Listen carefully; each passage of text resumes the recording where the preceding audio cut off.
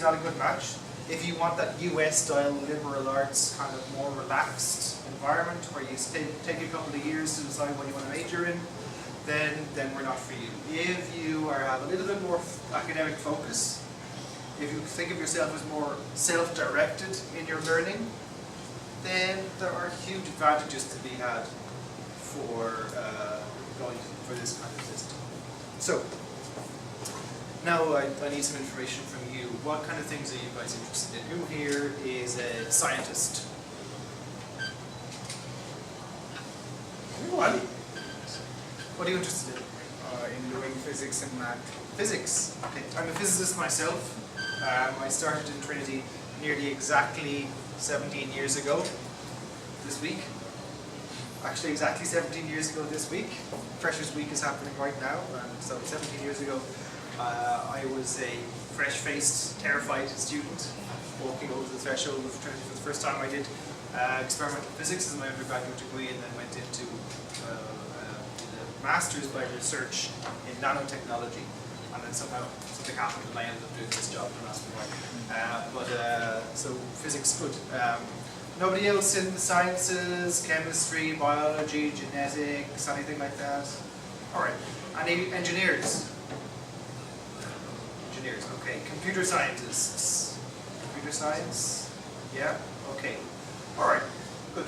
Any arts, humanities? English literature? History? Psychology? Law? Hello. Oh, okay. Business. Oh, there we go. Okay. Now we're getting somewhere. Business. Okay. Any doctors? Any medics? Medicine? Okay. Ambitious dentists or nurses or. All right. Okay. So you're a bit of a mix. Not as many scientists as I would like, but a few. Okay. Right. So I'll start with medicine, just because I think you know what's coming. Very, very difficult. Trinity School of Medicine is over 300 years old. It is extremely prestigious. It is actually more difficult to get into our School of Medicine than it is to get into medicine in Oxford right now. Now, that means two things. It means very hard, very competitive. It also means it's excellent, and it's one of the most prestigious medical degrees in the world. Trinity's doctors have been at the forefront of their fields for centuries. So, if medicine is something you want to try, to apply, you will need 40 out of 42. 40 without bonus points. So, that's, but if you get it, you'll no looking back. You will have incredible qualification. You will be seeing patients within 2 weeks of starting the program. You will be in hospitals, in wards, taking histories in the second year of your degree. We do not have medical graduates who faint at the sight of blood, because you've been all up in there already for several years. So it's a great program, but it's very, very competitive. This year I have 3 Indians coming into 2 medicine. So, you know. Subject combination you can ask. Medicine, for medicine, what are the subjects they are taking? For medicine, we'll need 2 sciences from you. If physics is not one of those, we will need to see maths up to grade 10 at least. So that's really the only thing. So we need two sciences, but we know that already. What's the really difficult thing is getting that overall score of 40 for bonus points. Okay, we look at bonus points for everything else. It's just medicine and dental science. They're not considered. Typically speaking, sorry if I take a deep breath. Generally speaking, our requirements vary very significantly. So as I said already, you're not applying to Trinity, you're applying to a specific program within Trinity. And for those specific programs, the requirements can range from 32 all the way up to 40.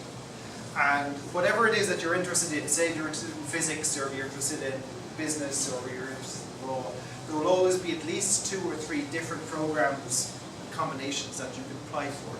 And they will all have slightly different requirements. So even if the course that you are applying for, your ideal course is very high, say high 30s, 37, 38, there will almost always be a similar course with a similar combination of subjects on a lower requirement. So I would always recommend students apply to at least 2 courses. They're ideal and they're backup courses. In some cases, there are even maybe 3 courses you can apply for. So for instance, if you want to study business, there is 6 different programs you can apply for. There's our pure business program, all singing, all dancing business, day and night for 4 years. It's an international business program specialized in innovation and entrepreneurship with an internship incorporated into the 3rd year.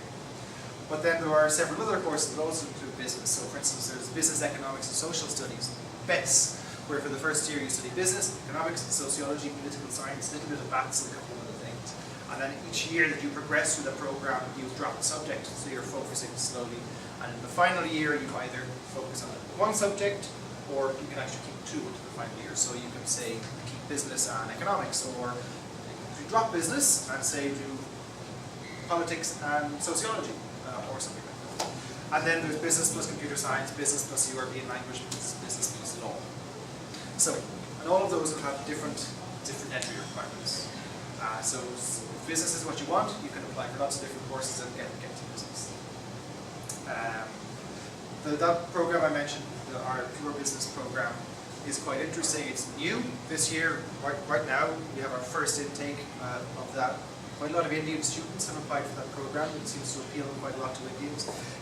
As I said, it's focused on innovation and entrepreneurship, and that's important because Trinity is the #1 university in all of Europe for creating new enterprises. There's a body called PitchBook, and they do a universities report. What they do is they look at all of the new SMEs, all of the new enterprises, the new companies, the new startups that have been created over the past 10 years, and they figure out where they came from, where those students came from. And we were quite surprised, quite pleased, that Trinity not only came #1, but we were way ahead to our nearest competitor. So forget about Oxford and Cambridge, forget about Max Planck, Sorbonne, Sciences Po. Trinity produces more entrepreneurs, more innovators, more new companies than any other university in Europe. Now, why is that? It's not that much of a mystery. We have some of the most excellent students in the world, some of the most excellent academic staff in the world, a world-class school of business. But if you ask me the reason why our students are so successful, it's actually nothing to do with the academics. It's to do with the student societies and the clubs and the student organizations. So the video there, we showed a couple of them. We saw lots of sports happening. We have over 60 sports clubs and fields and a brilliant sports centre. But you also saw some societies. You saw some people in a debating chamber, in tuxedos, debating. Do you do debating here? Do you have no such debating? Okay. That's called the Phil. Phil is a strange name for a society. It stands for the Philosophical Society. It's not a philosophical society, it's a debating society. It's the world's oldest debating society. It's the world's oldest student society. Trinity invented the idea of student organizations, of student bodies. Now this is now an important part of every single university in the world. Every university realizes that students have to organize their own activity, have to come up with their own organizations, their own societies. But that wasn't always the case. It started in Trinity. So we have incredible tradition of student-led activity, of student-led innovation and entrepreneurship, going back over 400 years. And it's not just big old, dusty debating societies like those guys. We have over 200 of them catering for everything from knitting to political activism, to feminism, to film, to computer games, to gambling, to horse racing, you name it, we have it. It's not